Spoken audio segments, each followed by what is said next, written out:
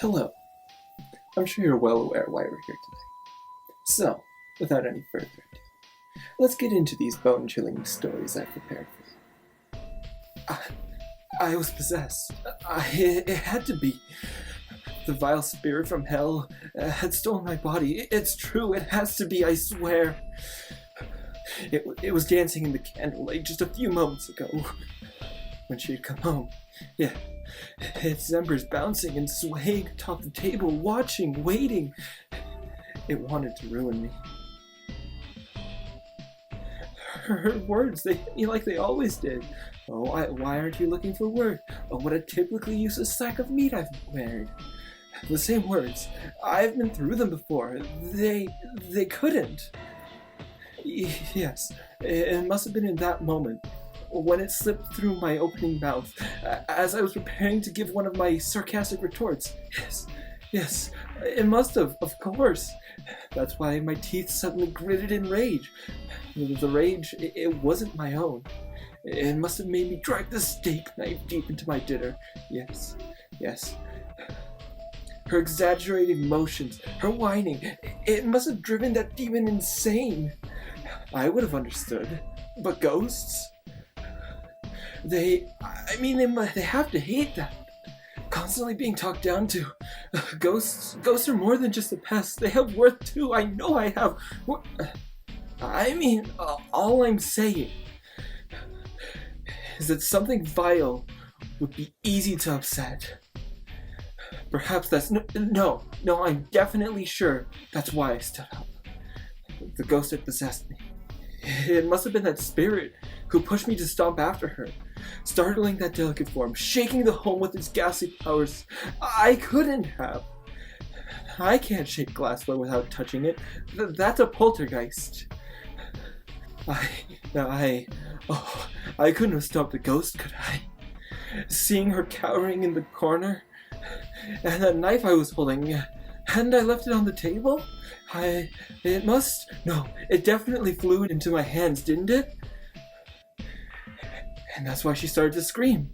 That's why the ghost. That's why it panicked. It couldn't let her run. It couldn't. I had to be possessed, driving that knife deep, first the neck. A chorus of blood rippled out as she let out a gurgled scream. And she wouldn't stop gurgling, screaming. The specter, it needed to kill her. It plunged into her chest, over and over, rhythmically pushing over and over, launching her very soul from her body in spurts on spurts of blood. And then the candles went out. Ghost left, I think. I started to cry. This wasn't my fault. I had been possessed, hadn't I? Pitch black. The skies above drained of starlight in the shadow of nightfall. We moved along in the hazy streetlit bliss of a well-spent evening. The party had been fun, painting our movements on that walk in a tipsy joy as our laughter swelled against the hollow air. Damn, I didn't know you could dance like that, man. His hands went into a mocked weave, a cheap imitation of the moves I'd managed to pull that night. His eyes sparkled with a casual laughter. You've always had no faith in me, man. My words came out a bit slurred, painting my usually confident demeanor with a sense of vulnerability. I shook my head, getting a grip on my blurred surroundings. Damn, I guess I drank a bit too much. He looked over me like an appraiser, adding out my details as he walked backwards just a few steps ahead. Yep, you look pretty sloshed to me. His chuckle radiated into the shadows beyond.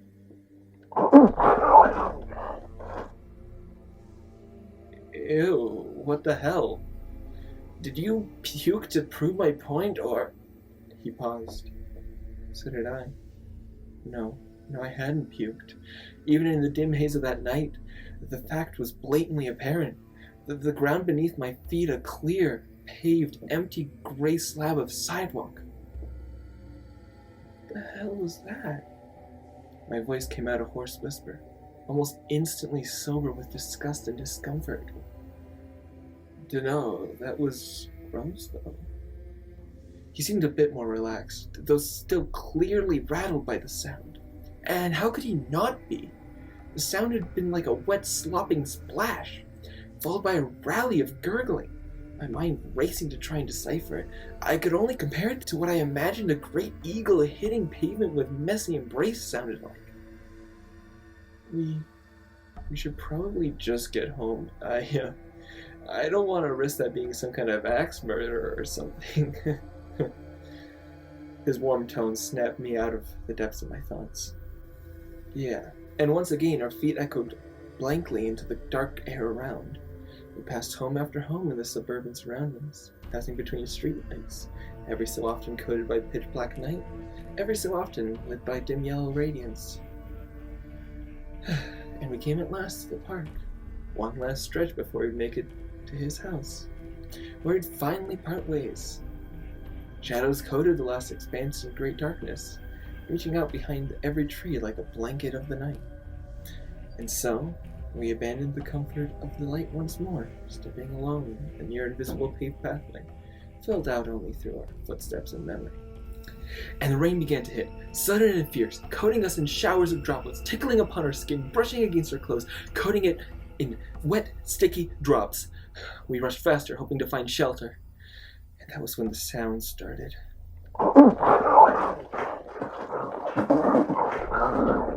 They came in like a volley. Like before, it wasn't a sound I had any hope of replacing. Jumping out of my skin, I simply pressed faster, racing into the light at the end of the park. The rain had stopped. The sounds had stopped. And I caught a whiff of my breath. Metallic.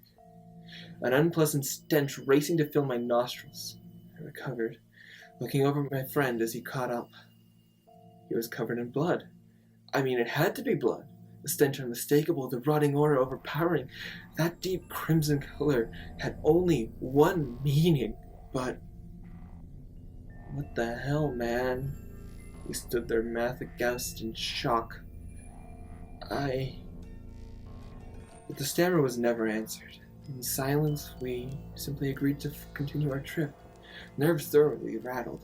It was a brisk, jittery stroll. We approached his home. Standing upon that sidewalk, drenched in that red honey, it appeared as though for a second he wanted to say something. Maybe he wanted to urge me to stay. I didn't let him get the words out. Shaking my head, I turned away, forcing myself to leave. Alone now, in the dim yellow streetlights lining that last stretch to my home, I moved with an unease I'd never felt before, each foot uneasily pushing out after another, as if I was scared the ground itself might give way beneath me. As each slab of pavement passed, I found gentle ease and just the comfort that I would make it home. Only a few homes left to pass. Yeah, 2, 1. Have you ever screamed without making a sound? It wasn't an invisible sound in the distance. A shadow fell before me. As my eyes snapped to it, I saw the bloody, meaty chunk resting, partially collapsed against my left foot, a mass of tissue, ripped apart by the impact, gushing blood into the cool pavement. Warm. It was pink. It was an organ. But it wasn't human. It was much too large. I had to look up. Morbid curiosity, a desire to face the threat, sheer terror and panic. Yes, every emotion at once pushed its way through my very soul. The pitch-black sky above, however, held no answers. Until it blinked. My eyes, straining against the dark skies, caught the movements of the massive eyelid, closing over a reflective shadow with an opaque, dull night. It was staring at me. I could make out a deeper shadow, one that I could understand as its cornea, which shifted into a lighter black of the iris, and finally into a deep gray that I could interpret as its white. The eye didn't end. It stretched along the whole sky. Panic rolled down my throat, sharply piercing my soul. Trembling, my mouth opened once again, and yet again not even a shrill shriek escaped those lips. I had to run, but there was no running. The thing was bigger than any place I could run to. Trapped and helplessly afraid. What could I do? Reluctant acceptance, dread, it shredded through my being, marching constantly against my denials, my persistence, my determination that I had some say, some power, that I could fight this. It wore away at me. It told me again and again the inevitable truth. I stepped around the organ at my feet and walked home, defeated. I showered, undressed, ready myself for bed as if at the end of any other day. And then I just sat by the window, staring unblinkingly at the sky staring back. It blinked. It didn't care. It knew it had won. Rustling leaves gave way to a sudden thrust of air, its cold weight knocking a chill directly down my spine. Cool. That was the flavor of the air that evening. The evening my work had run late. Ugh, pain. And yet, the stress of that day melted with a sigh. The knot unwound, scattered upon the wind. It blew out into the evening sunlight. A gentle yellow light that danced and wove its way between stone-roof tiles lining centuries-old buildings meticulously maintained on land. Peace. That was the only certainty of this town. No matter the stress, no matter the frustration. When you walked down those lopsided stones, marking out the semblance of a path, the sheer serenity of your surroundings always brought you peace. The tranquil flow of the wide river, the rhythmic march of your own steps along the ancient stonework of the bridge. That was the peace now finding its way into me, that traced the same route home once again.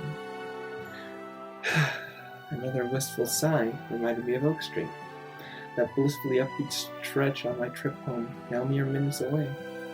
It was sudden just how quickly my mind began to long after those fresh-baked scents, the ones that would always waft between the scattered chatter of children, as warmth radiated from open shops and stalls, hastily cooking, crafting, sorting away with their merchandise. I almost drew into a full skip, hastening across the stones, crossing the rushing winds, running alongside the river as I made my way to its other side. It was now mere steps away. Turning left, I passed the old fisher's hut, empty of course, and I could make out the few cobwebs within, as the dying sunlight bounced off the thin windows. Rounding that final corner, I made my way at last to see the old wooden sign, marking out Oak Street. I eagerly stepped out into its wide stretch. I expected those cheery voices, those baked goods lining the shops, the warm community, the evening atmosphere. But it was cold. So cold. Empty orange bricks, interspersed with yellow. The usual structure of the road itself, but where is it? The ground, usually obscured by small crowds, flitting pigeons, and the occasional litter, now it was bare. Only the occasional lamppost dimly burning in the still bright sunset dared interfere. I shivered. This wasn't right. Certainly I had left work later that day, but for this street to be so empty so soon, why? My steps began to echo hollowly as they slowed to a crawl, each painfully unnerved more so than the last. Then he came into view. Still distant, even so I cringed. A lone figure, one who was still on the street. Why is it just him?